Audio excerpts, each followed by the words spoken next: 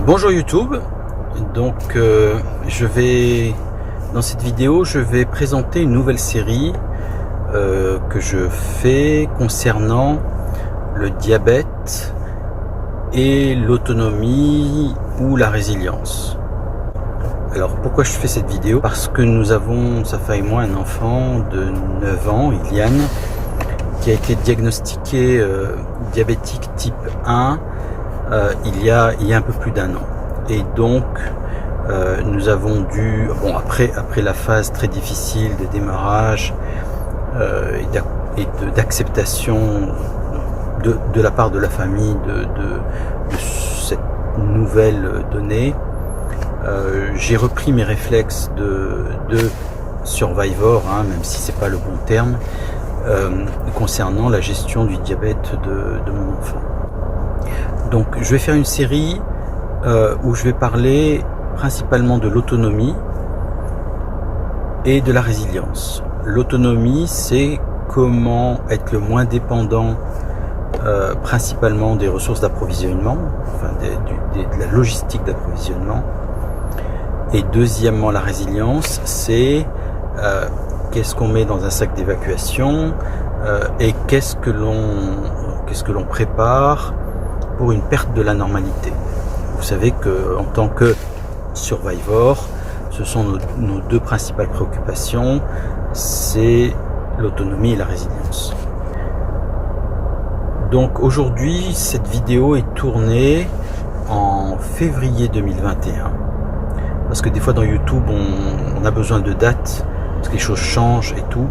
Et Iliane a été diagnostiquée diabétique de type 1, donc insulinodépendant, en novembre 2019.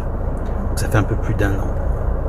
Et si vous remettez ces dates en perspective, novembre 2019, c'est 4 mois avant le confinement total au Maroc, pour plusieurs mois, dû à Covid-19.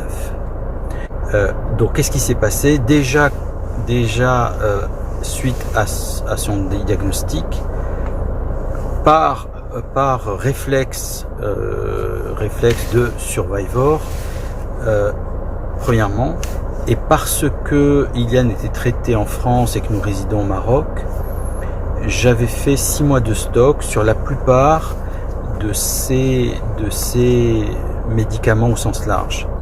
Donc ce qu'il faut savoir, c'est qu'un diabétique a besoin de 3 choses. Être capable de mesurer les glucides et les cétones, donc ça c'est la partie mesure, et son insuline pour la partie médicament. Okay, donc j'avais fait du stock sur la capacité à faire des mesures et sur l'insuline pour 6 mois de stock.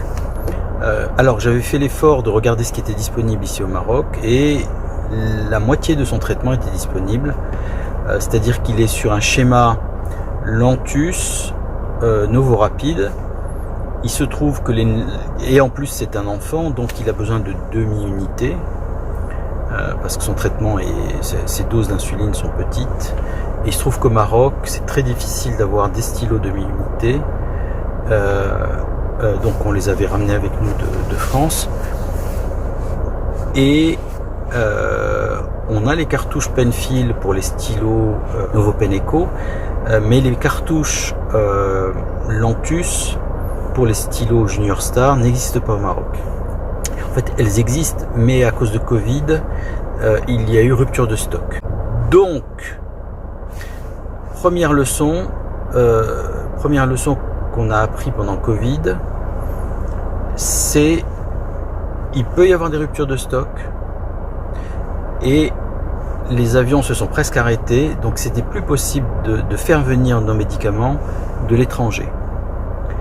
Donc heureusement que j'avais été prévoyant et que j'avais 6 mois de stock, mais ça a renforcé notre volonté de maintenir 6 mois de stock et de l'augmenter. Donc justement, toute cette série de vidéos que vous aurez donc dans une playlist avec des vidéos techniques, il y a déjà 2 vidéos techniques dans cette playlist. Il y aura des vidéos très techniques sur des sujets très techniques, Rien de médical, hein, c'est que de la résilience et de l'autonomie, on ne fait rien de médical dans cette chaîne. Et des vidéos où je vais expliquer qu'est-ce que j'ai mis dans mon stack d'évacuation, qu'est-ce qu'on a mis en stockage pour l'autonomie et la résilience à 6 mois, et voire à plus. Parce que c'est important, on s'est retrouvé en rupture d'approvisionnement et en incapacité à importer les médicaments dont on avait besoin. Les médicaments et les stylos et les capteurs freestyle libres. Donc j'ai recréé un stock aujourd'hui. Je veux partager avec vous toute la démarche qui m'a permis de compartimenter ces stocks et pourquoi je fais tel ou tel stock. Ok. Donc je me suis basé sur mon expérience de Covid-19 avec zéro moyen de retrouver du stock et principalement les expériences documentées du cas syrien.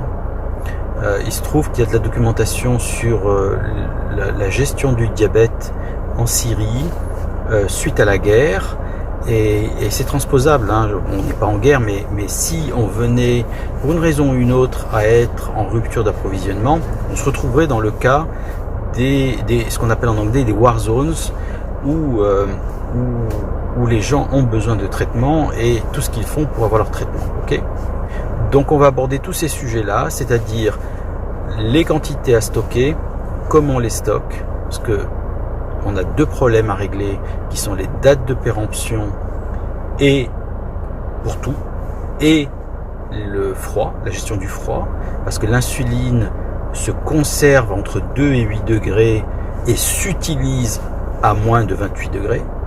Et enfin, tous les périphériques, les aiguilles, les piles, tout ça, on va en parler. Okay. Et enfin, en dernière vidéo, on parlera, là c'est un peu plus médical, mais sans être un médecin, on parlera des schémas. Parce que Iliane est en schéma Lantus, je l'ai dit, Novorapid.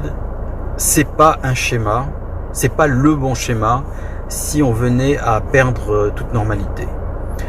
Ce sont des insulines extrêmement techniques, très difficiles à obtenir en cas de rupture de normalité.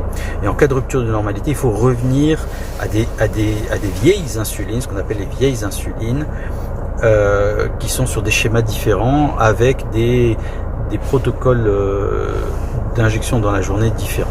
Voilà. Donc c'est la première vidéo pour expliquer cette série. Il y aura pas mal de vidéos et aussi bien résilience, autonomie que technique. Voilà, YouTube, merci et à la prochaine vidéo sur ce sujet-là.